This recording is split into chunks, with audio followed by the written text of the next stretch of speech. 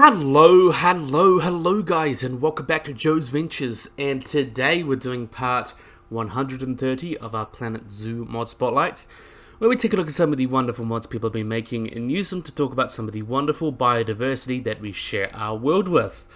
So today we've got a very interesting assortment of animals, mostly birds, but we've got a couple mammals, and we've also got a really big breakthrough in the modding department.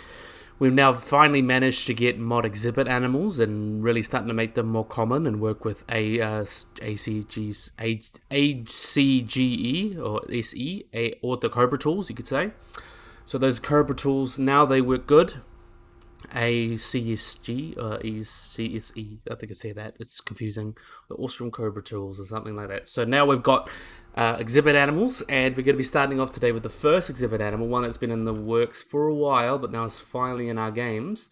Really awesome animal. We've got the Hammerhead bat. So let's go to select one. So let's have a look. So let's go to camera. So we have a look at all these different ones. So this is the Hammerhead bat. Let's see if you can rotate from another one that's probably a little bit more interesting position. Oh yeah. So this is the Hammerhead bat. So the Hammerhead bat was also known as the big lip bat or the hammer-headed fruit bat. These guys are a fruit bat or a mega bat that is found around Western Central Africa, and they're kind of own group with four other genera, but they're the largest bat that you can find in Africa. Where they have a wingspan of 1 meter, with males being almost twice as heavy. They're heavily sexually dimorphic, as we'll get into. So as I mentioned, they're the largest bat in mainland Africa. Males have wingspans about 90 centimeters, and all individuals have forearms lengths extending 112 millimeters, or 4 inches. And they have very pronounced sexual dimorphism, which is more than any other bat species in the world. As you can see, you're probably not sure if it's modded in here, but I can't really tell male and females from here, but most of the pictures you see of these guys are males because it's the interesting one. So the males can be up to twice as heavy as the females. An average weight for a male is about 420 grams or 15 ounces compared to the 8 ounces or 234 grams of females. Also, one really interesting difference as well is the social system, and the males actually will produce really loud honks, vocalizations from the greatly enlarged larynxes they have, which are 3 times larger than the females. And that extends most of their thoracic cavity as well. And it's so large it actually displaces other organs like the heart and lungs. So it's a real big resonating chamber that they use to make sound, which is really interesting as well.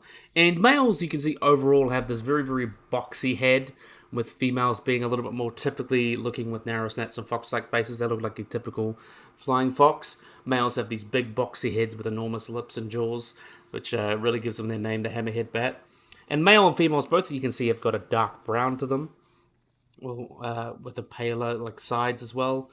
They've also got a low aspect ratio with their wings, so they have smaller wings relative to the wing area. And the wing load is considered extremely high because they have a large body weight relative to their wing area. So that means they're probably much more adapted for flying around in forests and things like that. Not very big in terms of long flights like a lot of other species of bats. Oh, look at these guys. Kind of hard to tell males and females, but I think they're both modeled just as the males. Anyway, really cool. So in terms of diet and foraging, these guys are frugivores, so they eat a lot of figs, but they'll eat mangoes, bananas, and guavas as well. And there's some complications inherent with fruit diet because of protein, and they'll compensate eating insects as well, so they eat fruit and insects. And males and females actually rely on different feeding strategies. So females use trap lining, in which they'll establish a route. They'll travel to establish route with dependable food sources, and kind of even with foods of lower quality. But males, in contrast, will seek areas with rich food and travel up to 10 kilometers or about 6 miles to reach good patches of food. And upon them, they may eat or peck a tree and then carry it to another site for consumption.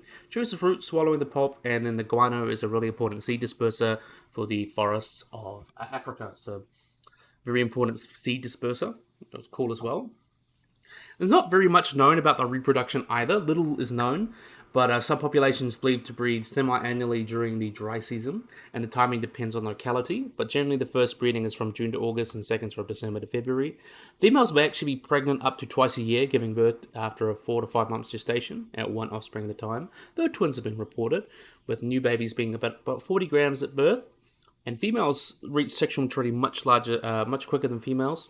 I mean, females reach sexual maturity faster than males and reproduce about 6 months old. Females then reach their adult size at about 9 months. In contrast, males are not sexually mature until their 18th month, and males and females are similar in size for their first year of life. And how they breed is often cited as a great example of lek mating. So basically, and they're only bat species known to do this. So what they'll do is the males will gather in a territory and establish a small territory and display territories. And they'll maintain this territory and be able to display and to try to attract females. And then the mate choice is up to the female. So if the female likes the male's lek and how good he displays, she will copulate with him, and then the male will go off to his thing. So males will typically form these leks along like streams and riverbeds during the mating season, which lasts about 1 to 3 months. And a lek can have about 20 to 135 males over an area between 40 meters or 400 to 1600 meters. And each will have a display area of about 10 meters or 33 feet in diameter, where he honks and flaps his wings while hanging off a branch. And that's where he's able to display and do his lek. So males will display about 4 hours before foraging, and then peaks will be early afternoon while they're doing full lecking. And the early evening peaks where the majority of copulation occurs. And the females will fly over the lek, selecting a male and lodging on the branch next to him. And the male will emit like a buzz call, followed immediately by copulation, which will last about 30-60 seconds. And after that, the female goes off and does the thing, raises the baby. And the male, typically at the center of the lek, is the most successful with breeding. The top 6 males are actually responsible for like 80% of total matings, which is really interesting. And some populations of hammerhead bats do not use this lek system. They use a harem system, so it'll be a male with a few females around, which is quite interesting. Another thing as well, these guys are known to roost in trees. Let's see if we can find one hanging out there. So you can see the female is a little bit more boxy, the male is a little bit bigger. Anyway, we'll watch you fly around. So during the day, the hammerhead bats roost in trees, typically about 20 to 30 meters above the ground. Various tree species are used and they don't really care. They have low fidelity roost sites and will move to a new roost after 5 to 9 days. They array out in camouflage to hide from predators, and they display a bunch of social and solitary behaviors. So individuals of both sexes can be seen often roosting alone, but sometimes in groups of up to 4 individuals. Occasionally large groups of up to 25 have been documented, and groups of mixed sex of age, unlike other bat species which groups are typically segregated by sex, they'll be mixed. And when roosting, they'll stay about 10 to 15 centimeters apart, with males being on the ends and the females being near the center. And during most of the day, they'll sleep with their wings covered, and members of the same group show little interactions with each other, don't squabble, or vocalize. Instead, they'll groom each other before they set off individually to forage, which is quite interesting. So in terms of the habitat, these guys are a lowland species. They occur up below about 1,800 meters of sea level, and they live in all sorts of rainforest habitats, including lowland rainforests, swamps, and grasslands. And they've been documented in savannas. They are considered vagrants.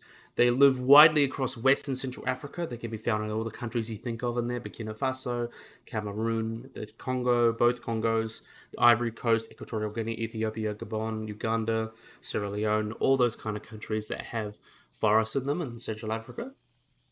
But in terms of the conservation, they are considered least concern because they have a wide range and they have a large population, though it's not thought to experience decline. They're not a common bat species in captivity, though, with only a few zoos only keeping them, like Walkler Zoo in 2020, so there's a zoo in Poland that has them, but also kept at the Bronx Zoo in San Diego Safari Park in the 1970s and 1980s.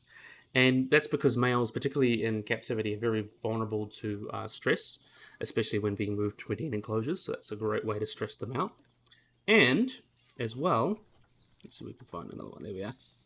And in terms of the people's interaction, they are endangered because they are considered a pest to crops, and they also have become a pest because they make so loud sounds, and they become a very significant pest.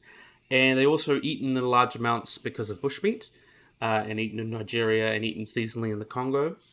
And this is believed to be also a really bad thing because they become a potential reservoir for the Ebola virus and other viruses, as bats are a great way of spreading them. So yeah, that's how humans interact with them. Luckily doing okay, but they can be a great vector for disease. But yeah, really, really cool animals. And nice to finally see bats in Planet Zoo. I'm definitely a big fan. So this hammerhead bat was done by Leaf and Jen, the dream team. Jen has got some mods in the backlog that Leaf is releasing, which is really awesome. So, next up, we have got an extinct animal. This was done by Scott. So we've got an extinct animal. So I know a lot of people, when you think of extinct animals, like in islands, you think of like the dwarf elephants and the giant swans from like Malta and Sicily. But this is actually a dwarf swan, the Maltese dwarf swan from Malta. So a very, very interesting animal. So this is called Cygnus equarum or Answer aquarium, depending. Typically, it was found from the about 125,000 years ago, so between the interglacial. And you can see the kind of design here is a broad-bodied dwarf swan with some goose-like features. So these guys are a much smaller swan compared to a lot of other swans, even the contemporary giant swan or Cygnus fulcri. Very, very different. And these guys are more closely related in terms of anatomy to whooper and bewick's swans than to like mute swans. And though the relatively shortness of the chief hand bones actually resembles the latter a lot more. Quite small for a swan. They have a measured wingspan about 1.5 meters, and their wings are probably more stouter and elliptical than other swans. And they were probably had a lower aspect ratio than whooper swans. And that seems there's no evidence to suggest that these guys would have been flightless. So these guys would have been probably much better flyers than other species of swans, which is interesting. Wings were fully feathered and they were light enough. They were believed to be about 3 to 4 kilos, which is actually pretty small for a swan. And they could fly, and their ability to fly was not reduced by their size, very similar to other larger species of swans. And their femur is also comparatively stout, so they may have been a little bit less adapted for walking. And their abundance on the island of Malta suggests they would have swum in fresh or brackish water, walked well unlike other swans, and would have been able to fly and get off on land relatively easily, unlike a lot of other species of swan, which is quite interesting. They also preferred highly caloric plant food in enclosed terrestrial habitats, which is probably why they stayed on Malta. And morphological differentiation facilitated there was actually coexistence between the whooper swan, which is alive today, and the giant extinct swan that was flightless, Cygnus fulcri, which was basically like a giant version. It got to like 1.2 meters tall, way taller than the elephants of the time. So it's like a weird island where the swans were bigger than elephants. But yeah, they lived contemporary with those guys. And the two extinct, more advanced swans probably rose from the same fully flighted stock as whooper swans, so they may most likely related in that regard. So yeah, that's a little bit about the swan, an extinct animal. I know everyone loves like the giant swans and everything's bigger, but this is a great example of how things get smaller. And it's kind of a interesting animal that you get shown off in a different way. And these guys, the design was actually based off a Paleostream. If you guys watch Paleostream, it's very cool. Paleostream artwork of falconry, and Scott kind of put that on here to give it a distinct look from the other swans, and I think it looks really, really good. I am definitely a big fan of these Maltese dwarf swans. Very, very cool animal. So, next up, we've got another GreatCakeMods mod. And it's one from my neck of the woods, so I'm really excited to show off this one. We've got the Paradise Shelduck. So the Paradise Shelduck, also known as the Paradise Duck, or Putungatangi in Māori, is a genus of or a group of shell ducks, is kind of considered group-like ducks. They are endemic to New Zealand and only found in New Zealand. So as I mentioned, they're the only group of this group, the Nora, or these shell ducks. So you can see they're quite a colourful species. They're large-bodied and they have quite prominent sexual dimorphism. And both males and females, you can see, have that chestnut-coloured undertails and black feathers and wings. But you can see the males here have like that white head and brown body, while the females are all black, pretty much. They have black legs and webbed feet, and they're actually the largest of the Pandora species.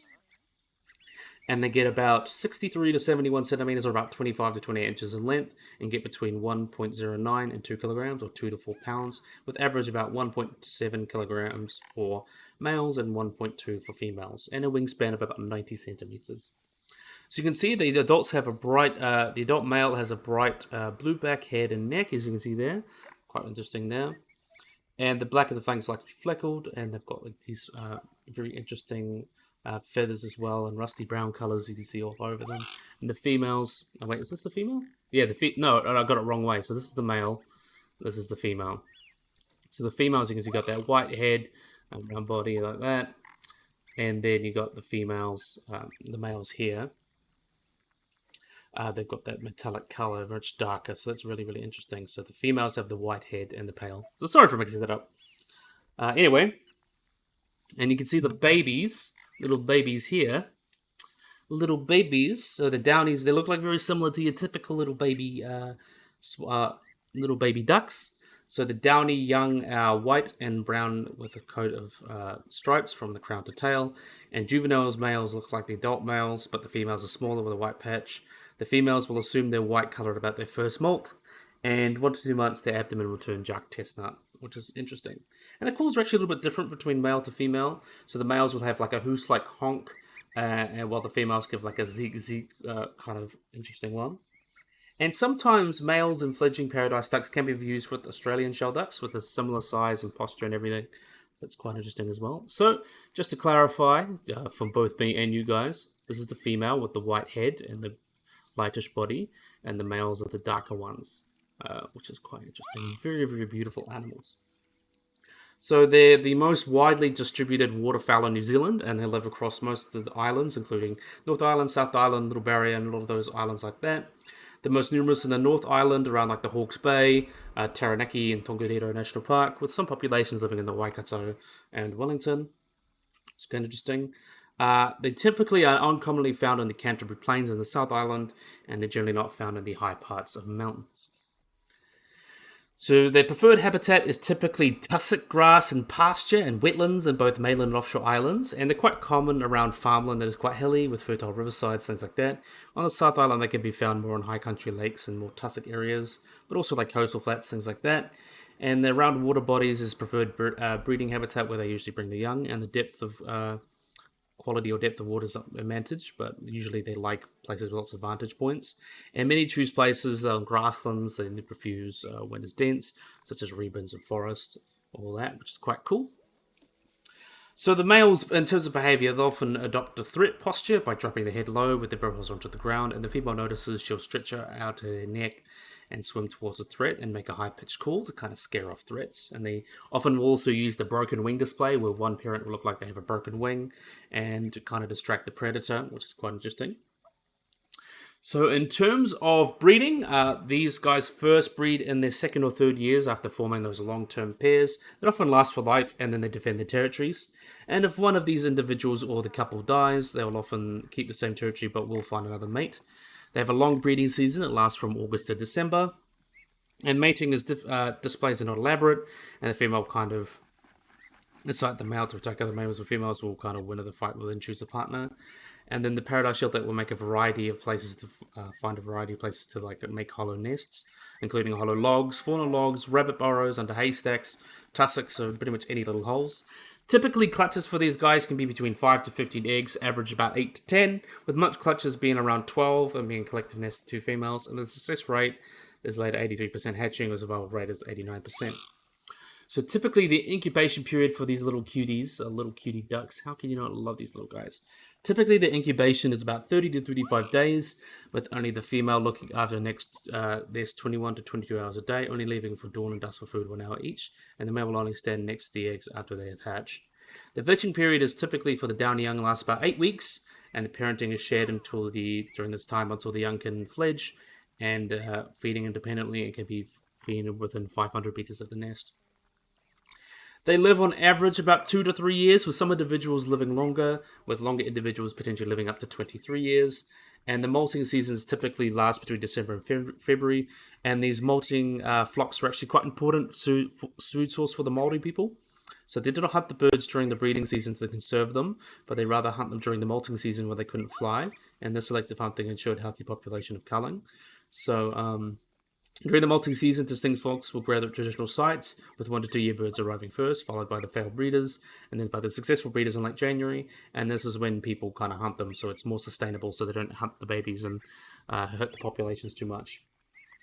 In terms of food and feeding, these guys are diurnal omnivores, with the adults being primarily herbivorous, where the adults will kind of typically feed on pastures, grasses, and clovers, while the young eat mostly aquatic insects for the first few weeks of life before grazing. And they can feed a variety of food, including grasses and weeds, earthworms, insects, and a variety of crustaceans. And there's an extensive record of one bird's diet that showed a wide variety of terrestrial herbs and aquatic insects, including terrestrial and aquatic ones, and also aquatic plants as well. It's a very extensive diet. So in terms of their conservation, they have originally had no predators, typically um, mammalian predators, so they would have been preyed on probably by New Zealand's bird of prey like eels, harrier, things like that. But they introduced stoats and weasels populations that have become a threat. There's some parasites that affect them, but not really. But another big things that attack them now is hunting. So hunting, there is the hunting season between the first Saturday of May and ends the 31st of July. That is, you guys can go out and hunt shelled ducks because they're only population actually sustainable, and being hunt melons and things like that. The average rate of just 30% of harvest numbers. And in terms of conservation, the populations are much smaller because due pre-settlement, because of increased forest cover, but like settlers actually kind of help increase the population because of pastures and things like that, which is interesting. It shows that not everything is negative. Before the population could rise, it fluctuated drastically because of exploration and overhunting. And although they are protected technically, and limited shooting is allowed now during the ducking, basically during the season. They believe the population is stable between 600,000 and 700,000 individuals. So yeah, really, really cool. So just to clarify, this is the female, this is the male. I need to keep that in my head. I keep getting them confused. So we all do that. Only human after all. But anyway, we're moving on from the shell duck. Nice to see some New Zealand animals. I love seeing animals that I see locally in this game. And paradise shell ducks are just really, really cool. So yeah, next up we've got the black-necked stork, another really cool animal. This was done by Ginger Toast, another really wonderful model returning. Managed to really get that iridescent look on the feathers, so congratulations to them. So the black-necked stork is a quite tall, long-necked wading bird in the stork family, and they're kind of like a really weird population. So they have like a disjointed population. So they live across the Indian subcontinent and Southeast Asia with another population in Australia. So in terms of description, they are quite a large bird. They get about 129 to 150 centimeters tall, about 51 to 59 inches tall, and have a 230 centimeter or 91-inch wingspan.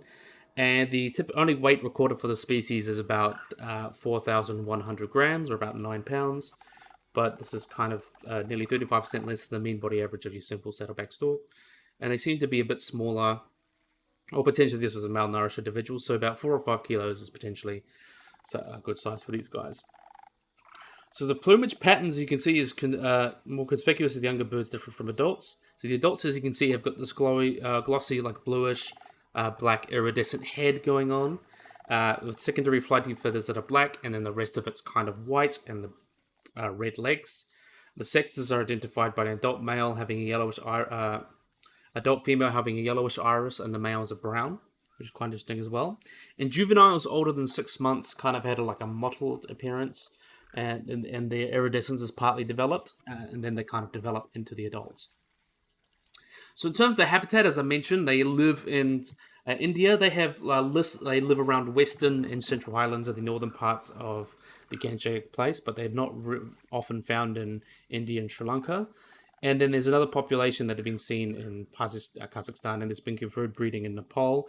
And then their populations or areas then kind of extend throughout most of Southeast Asia, and then there's another population that lives in New Guinea and then into Australia. So the largest population of the species does occur in Australia, in Western Australia, around New South Wales, around the Kimberley, which is quite interesting as well. And the largest known breeding population occurs in a largely place in India, so a density of 0.99 birds per square kilometre in these fields. About 6 pairs can be found, and 1 breeding pair has been observed there. So there's quite a few breeding pairs around there. But in terms of the habitat they like artificial wetlands and natural wetlands. So they can be found in marshes, lakes, ponds, oxbow lakes, flooded grasslands, water meadows, things like that. And freshwater artificial wetland habitats used by storks include like paddy fields, wheat fields, irrigation canals, and dry floodplains, things like that. So they can use all sorts of like cultivated and natural habitats. And small numbers can be seen in India's coastal wetland habitats and include marshes and stuff, marshes and mangroves. But in cultivated areas that prefer wetlands, the rice paddies can be used in the monsoon, likely due to excessive flooding of lakes and ponds. And nests are usually in trees across large marshes or in cultivated fields in India and low Nepal. So in terms of their ecology and behavior, these guys have a dance-like display where they'll stick up face to face and then kind of mate with each other, and they'll do that display with each other. Nest building occurs during the peak of the monsoon season around September to November, with new nests are built afterwards of January. They typically build them on large trees isolated from large marshes or in agricultural landscapes. But on agricultural landscapes, they can actually abandon nests sometimes because of people, disturbing them. But they can be very large. They can be about 3 to 6 feet across and made of sticks, branches, and all that things like that, and lined with like rushes and water plants to make it a little bit softer for the babies. But nests may be reused year after year. And the usual cluster is about 4 eggs, which are dull white in color, but can vary from 1 to 5. The exact incubation period is not known, but it's estimated about 30 days. The chicks will hatch with like a white down and then replaced by a darker grey-brown of the nest within the week. The feathers are also emerged first following the scapular feathers emerge after the primaries. And the fledging or the fledged young birds will make a crack sound that's like a wee wee wee that's like has a ritualistic quality, which is very interesting. And our book birds will take turns to the nest and would one relieve the other, and then they perform a greeting display, and they'll bring food, regurgitate it for the chicks, and then take turns. They stop feeding at about 3 to 4 months, and then show aggression, be like, "Hey, you need to get out of here. You need to leave the nest." And then the young birds will stay around the parents for nearly a year, but then they'll disperse. Typically, 1 to 3 chicks fledge from successful nests, but up to 5 have been known in years of high rainfall. And the number of stork pairs have succeeded in raising chicks. The average size of fledged brood will be improved with years of more rainfall. But in the nest trees, they're typically tall with high holes and canopy, and they have actually been compared to Indian white-backed vultures, which sometimes fall in a nest due to vultures. While many wetland birds are flushed out by bird and prey, these storks are usually not intimidated and are quite aggressive, so they can be quite aggressive to other birds. And they're a carnivore, and their diet includes water birds such as coots, dartids, little grebes, northern shovelers, and pheasant-tailed jucker, also with a range of also and smaller vertebrates. Aquatic vertebrates such as fish, amphibian reptiles, and crabs and mollusks, so pretty generous in that regard. They also prey on the eggs of hatchling turtles, and they'll also feed on, in Australia, they feed crabs, mollusks, reptiles, and birds. They're also known to consume like plastic, pebbles, cattle dung, and plant material. So in some areas they will feed exclusively on fish, but they typically feed on a wide variety of different things. Dolphins sometimes also soar during the heat of the day and rest on their hocks, which is the part between their ankles and their knees. The hocks, which is like the back part. And when disturbed, they may stretch out their necks, and this behavior with bending down open bill kind of allows them to raise the bill in shallow water. And like other storks, they're quite mute except for the nest, where they make like bill chattering sounds, and they're quite low pitched, and they will make whistles. The juveniles will make that have fledged, will make whistles and things like that. But these guys typically are largely non-social. They're usually seen in small family groups or pairs or by themselves, but flocks of up to 15 have been seen in Australia and India, which is probably due to harsh conditions. And in terms of their populations, I believe they are considered near threatened. Yep, they're considered near threatened. So, though they're widely scattered and found in high densities, they're not that well known or can be reliably estimated. The Sri Lankan population estimated to be about 50 birds, while the population in Thailand, Cambodia, and Laos and Vietnam, we don't know. They're very rare. They may be extinct in the Sudanic region, and the combined population of South and Southeast Asian populations is about less than 1,000 birds. In 2011, there's been studies showing that they're stable, but there have been, or the population growth has increased with the number of dry years and land use change that could remove the number of breeding pairs, so that could be a big issue there. So some areas may be stable, some are declining, but typically doing okay. The Australian population is estimated to be about 20,000 birds, but the lack of systematic estimates have ranged from 10,000 to 30,000. And their threats include things like habitat destruction, like the draining of their wetlands for like rice paddies, as I mentioned, things like that. Disturbances of nests, so people go and harass them and they abandon their nests. Overfishing, pollution, and collision with electric wires and wires and like power lines and hunting. However, healthy populations are to be found in unprotected and cultivated areas in Asia and in cattle raising areas in Australia. So they seem to do okay in that regard. But we just don't know that much about them because we don't study them that much. But yeah, really, really cool birds. Definitely a big fan. So, next up, we've got another really cool animal. So, we've got one from Hawaii. This one is done by Waller. So, we've got the Nene, or the Hawaiian goose. Really, really cool little guy. So, the Hawaiian goose, also known as the Nene, they're endemic to the Hawaiian Islands, and their Nene is found exclusively on the islands of Oahu, Maui, uh, Kalauea in Hawaii, and Balakai, places like that. And they're official state bird of Hawaii. So they're believed to have evolved from the Canada goose or the ancestor Canada goose, which arrived to the Hawaiian Islands about 500,000 years ago, shortly after the islands were formed. And it's believed that these guys was the ancestor of the giant Hawaiian goose, and the Neonui, which are both extinct. Both were flightless, but these guys were the only flighted ones. And they seem to have had a similar ecology to like the Moanua, which were like large birds that were kind of like the big herbivores. So they all would have been the big herbivores of the ecosystem. Had that same kind of niche where they were the big herbivores, like moving around plants and things like that, eating all of those things. But yeah, really, really cool. So these guys are quite a large goose. They get about 41 centimeters tall, and although they spend most of their time on the ground, they are capable of flight, with some individuals flying daily between nesting and feeding areas. Typically, females have a mass about 1.5 to 2.5 kilograms, or about 3 to 5 pounds, while males on average get between 1.6 and 3 kilograms, or 3 to 6 pounds. 3 or 5 kilograms, so 3 to 6 pounds. Yes, males are a little bit bigger than the females. Adult males, you can see, have a black head with a hind ruff and buff chest and hairy furrowed neck, with also the strides. And aside from being smaller, the females are a little bit more similar in coloration, so they're not too different in terms of the sexes. Just the males are slightly bigger. And the adult bulls' legs and feet are black, and they have soft feathers under the chin. And goslings will resemble the adults, but have like duller colors. Oh, that's the cinematic view. So not what we wanted. Anyway, they're kind of less dramatic colors. You can see little babies there. Anyway, so in terms of their habitat and range, they typically inhabit scrublands, grasslands, dunes, and lava plains, and also pastures, like anthropogenic habitats like pastures and so look at the ones over here, including pastures, but also golf courses from sea level to as much as 2,400 feet in the air, and sometimes their populations migrate between lowland breeding grounds and montane foraging areas. So they could be found originally on a lot of islands of Hawaii, but now they're only restricted to a couple islands now because of... and a pair actually arrived in the James Campbell National Wildlife Reserve in 2014 in Oahu, and they seem to be breeding there now, so they're a great conservation success story, as we'll get into.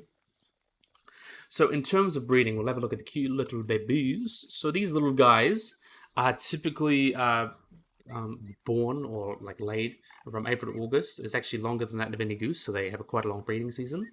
And most eggs are typically laid between November and January, but unlike most other waterfowl, they will mate on land. And the nests are built by the females at a site of her choosing, in which up to 1 to 5 eggs are laid, which is average to 3 or 4, depending on the island. And females will typically incubate these eggs for about 29 to 32 days, with the male acting as a sentry. And the babies are precocial, which means they're able to feed at their own pretty much right after they're born. And they remain with their parents until the following breeding season. And very similar to other species of goose, these guys are big herbivores, so they'll feed on grass and browse, depending on vegetation.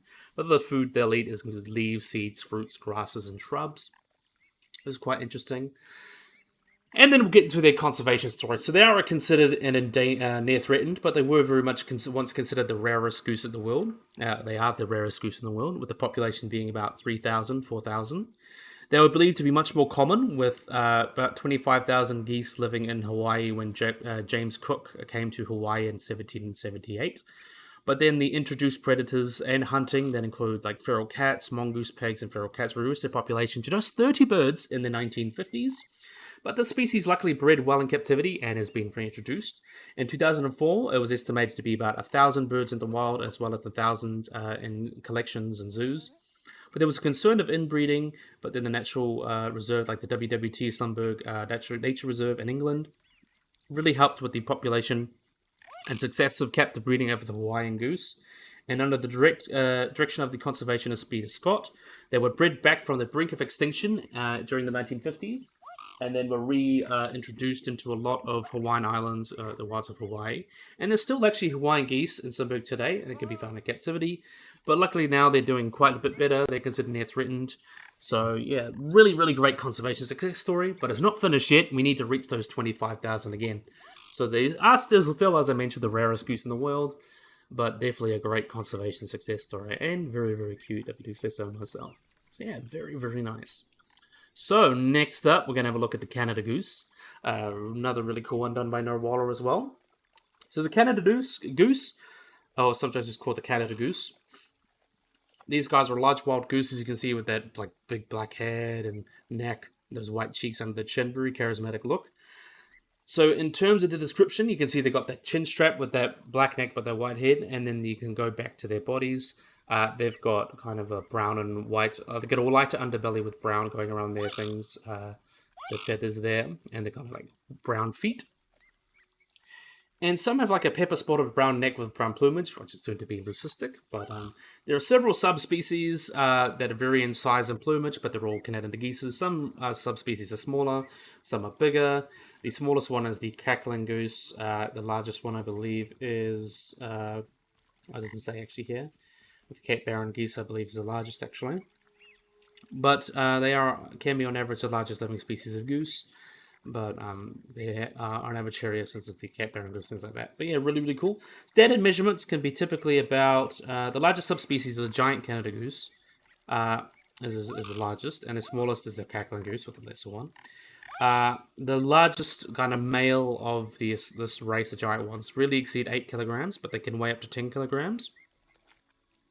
And 2.24 or 7 feet wingspan, which makes it the largest wild goose ever recorded. But on average, they get about 8 kilograms, about 2 meters. So a male Canada goose typically weighs between 2.6 and 6.5 kilograms, with averaging amount about 3 between all the subspecies. And the females look virtually identical, but are slightly lighter, about 24 to 55 kilograms, with averaging among all subspecies about 3.6 kilograms, or about 8 pounds, which is quite interesting as well. And they have that characteristic honk, you think of all the honks, and we know the memes about Canada geese being so aggressive. So in terms of their distribution and habitat, these guys are found and native to North America. And they breed in Canada and the northern US, and the Great Lakes region actually maintains a large population. They do live year-round on the southern parts of their range, such as the northern half of the United States. They can be found like California, South Carolina, and even parts of Mexico. They can be found mainly present as migrants to further north in winter, but some populations will live year-round. But sadly, they were actually nearly hunted to extinction somewhat. So overhunting and loss of habitat during the 19th and early 20th century actually had a great decline in their numbers, where the giant Canada goose subspecies was bleed extinct into the 1950s until a small flock was discovered in Minnesota. But then luckily there were breeding efforts and protections actually allowed them to come back. So the population accrued federal resources, kind of cooperation and using expense. They were screening them and restoration habitats going on and all that. And by the end of that, there were more than 6,000 geese released in different sites around North Dakota. And with improved game laws and things like that, their populations have definitely still recovered.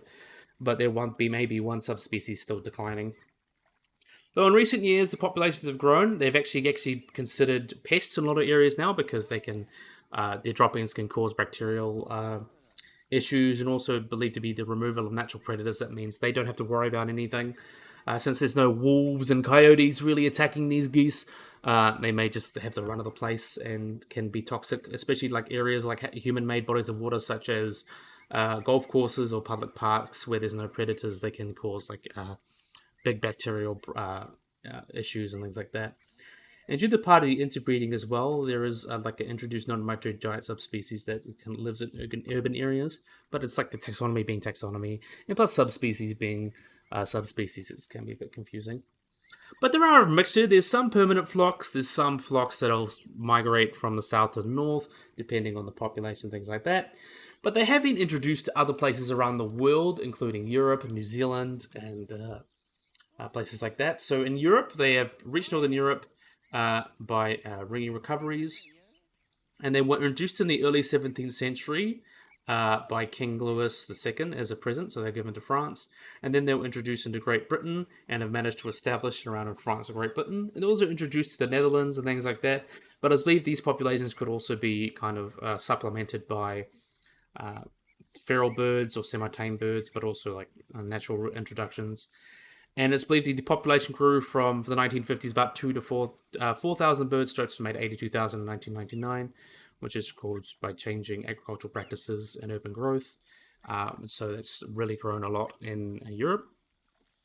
But in New Zealand, they've been introduced as a game bird because people like to hunt them. About 1905, they've become a problem in a lot of areas, and they were protected under the Wildlife Act, but now they're not considered protected anymore, so you can just kill the birds as you want, which is good.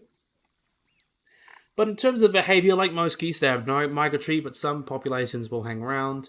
Um, they'll exhibit antagonistic behavior both off and on breeding season and nesting groups. And their behavior really involves killing, but they can be quite aggressive to other animals. Canada geese are primarily herbivores, but they will sometimes eat small insects and fish. Their diet will eat a lot of grains and things, a lot of grasses, wheats, corn, things like that, even seaweed sometimes. Though in urban areas, they've been known to pick garbage and sometimes can be hand-fed, which is a little bit dangerous. But Canada geese are monogamous, so they will breed during the second. They'll find their mate in their second year of life and be monogamous, with most couples staying together for the rest of their lives. But if one dies, they'll go find a new mate. Typically, they lay between 2 to 9 eggs, with about 5 on average, and both parents will sit on their nest and incubate it, but the female will spend more time than the male. And they usually place these nests on near water areas, such as like a beaver lodge, or streams, or lakes and ponds. And the eggs are typically laid in a shallow depression that's lined with down and plant material. The incubation period, which the female incubates when the male stands nearby, lasts about 24 to 32 days after laying, and they can respond to climate factors by adjusting their laying date and things like that to just make sure that they get the best start. On average, summer molt takes place in their breeding season, and the adults lose their flight feathers for 20 to 40 days, and then regain them at the same time as goslings are starting to fly. And as soon as the goslings hatch, they're immediately able to walk. They're precocial, so they can go out and walk and find their own food and things like that. And the parents will often be seen leading them in a line, usually with the adults falling back. And while protecting the goslings, they'll often violently chase other animals, even lone humans, if you guys know how aggressive geese can be. They'll often hiss at them, but then they'll bite and snap at them and can attack them. And then the offspring will enter their fledgling stage, typically between 6 to 9 weeks of age, and they do not leave their parents until their spring migration, where they return to their birthplace. So as I mentioned, they are they're known for their seasonal migrations. Typically, the autumn migration will be from December to November, but some areas they won't migrate, and then they'll have like that V-shaped formation, which is quite typical of a lot of, memes and things like that. Or you can see them like flying in that V formation, which is believed to help them follow things and also help with being more energy efficient. But in terms of survival, these guys in the wild can live about 10 to 24 years, with the longest a recorded individual living about 31 years. But they are known to be preyed upon by quite a few animals, especially as eggs and goslings, like bears, coyotes, raccoons, foxes, crows, and carrion and bears. But as adults, they typically aren't eaten by much as adults. Beyond humans killing them, they're also going to be killed by coyotes, grey wolves, snowy owls, bald eagles, horned owls, falcons, griffins, and things like that. And they actually, salinity actually plays a role in the growth and development of the goslings. So if they live in areas with moderate to high salinity, they'll have, without fresh water, their babies will develop slower and there'll be higher mortality rates. They tend to like fresh water. And in terms of disease, they can be susceptible to the H5N1 virus or the bird flu, which is quite bad. But in terms of relationship to humans, they're considered, the Canadian identity, all that.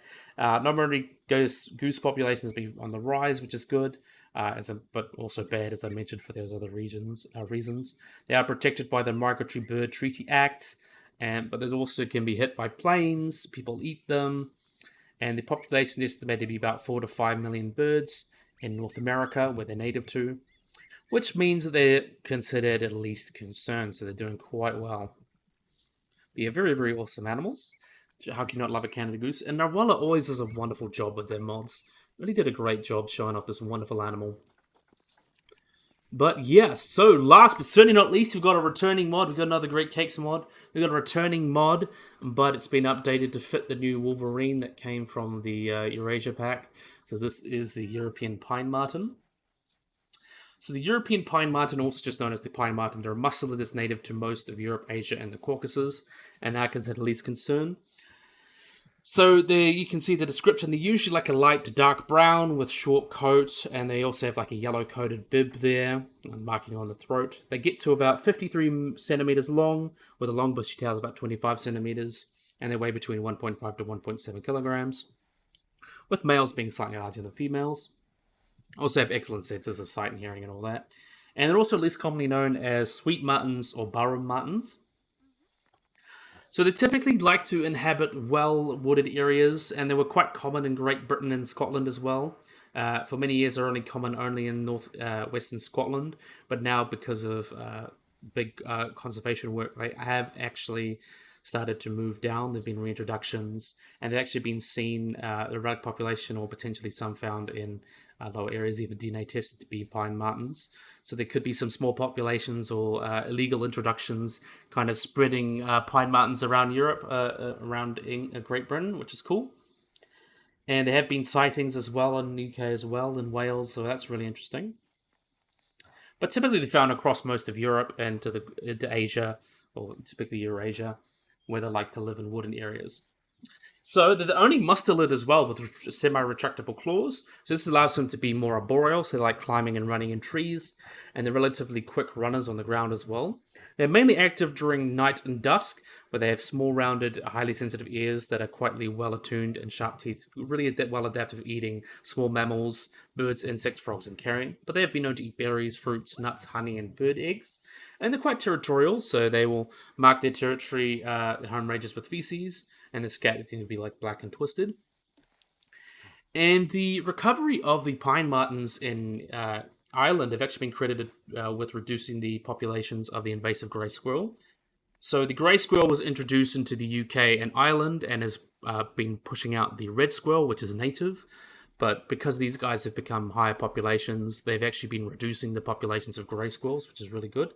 And thus, the population that it's been expanding, the expanding pine marten population meets the grey squirrel. The grey squirrel circularly retreats, and then the red squirrels actually recover because they are adapted to dealing with the pine martens as predators because they are native. And because the grey squirrel spends most of its time more time on the ground than the red squirrel, which co-evolved with pine marten, it's most likely to be because the grey squirrel spends more time on the ground, they're less well adapted to dealing with pine martens. So as the pine martens get rid of the grey squirrels, which are invasive and not adapted to deal with them, the red squirrels, which are more adapted to dealing with the pine martens, grow up. So this shows how populations go up. So this is really important to show how important ecosystem things and how restoration can almost like help just our species anyway, because we're reintroducing what should be there. The animals are adapted to dealing with them already, so our native ones are all good. It's just getting help and get rid of the invasive ones, which is really good. In terms of their lifespan, these guys can live for about 18 years in captivity, but their maximum age recorded is about in the wild was about 11, with about 3 to 4 being more typical. They reach sexual maturity about 2 to 3 years of age, with copulation usually occurring on the ground and can last more than an hour. Mating occurs typically in July. Let's see if you can find the babies. There should be some babies in here. Or is she pregnant? No, there must be some babies in here. Where have they gone? Oh, we won't worry about them. They're probably just the same model, just on a different rig. Anyway, mating occurs from July to August, but the fertilized egg is actually delayed, and they typically do not enter the uterus for about 7 months. The young are usually born between late March or early May after a month-long gestation, after the implantation of the fertilized egg. And typically the litter is 1 to 5, and young... Let me just quickly check before I keep going back on. Let's see if I can go animal trading. They might be in here. No, they're not in here. So there must be some babies in here. Yeah, there's 4. Are they? Oh, there they are. There they are. So here's the babies. For some reason they're a little bit bugged out there. We'll just move them. Let's see, we'll move them. So the mother's an albino, so that's why these guys are albino. You can see these cute little babies. Little kits, typically called. So they typically are born in litters of 1 to 5, with baby ones weighing about 30 grams at birth, and the young will emerge from their dens at about 7 to 8 weeks of birth, and then disperse about 12 to 16 weeks after being born. And they're typically not preyed upon by many animals. They are preyed upon by things like wolverines, red foxes, and owls, and they'll prey on pine martens, but especially younger juveniles may be prey. but adults are typically alright. Really, really cute though. So in terms of threats, they are considered least concern, but the biggest threats to pine martens are humans, because they are vulnerable to human conflicts, such as predator control of other species or following predation of livestock as well. They're also affected by woodland loss, since these guys are well adapted to climbing trees, and habitat loss. Also persecution, such as poisoning and illegal shooting, is being a big issue for these guys. And has caused considerable decline in populations across Europe for pine martens, and caused potentially their extinction or near extinction in Britain and the island. But they're also prized, in some areas they're prized for their very fine fur, but luckily they are offered full protection by the governments of Europe. And they are recovering in some areas, as I mentioned, like in Europe and also potentially in Ireland as well, as I mentioned, with the grey squirrels. That's a really cool conservation success story, in my opinion. So yeah, this is another great mod by GreatCakeMods. So really, really awesome. Really cool to talk about all the wonderful species. And it was so nice to talk about the cell ducks with the female there and the male there. I got to remember that because I always get them mixed up. It's just one of those things that never can quite get in my head. But really, really awesome. So I really thank all these wonderful modders for, of course, making these wonderful mods. And I also really, really, really hope you guys have enjoyed this video. I hope you guys like and subscribe. Always remember to hit the little bell icons and get notified below anything. So yeah, if you guys enjoyed this video, hope you guys like and subscribe, and bye-bye.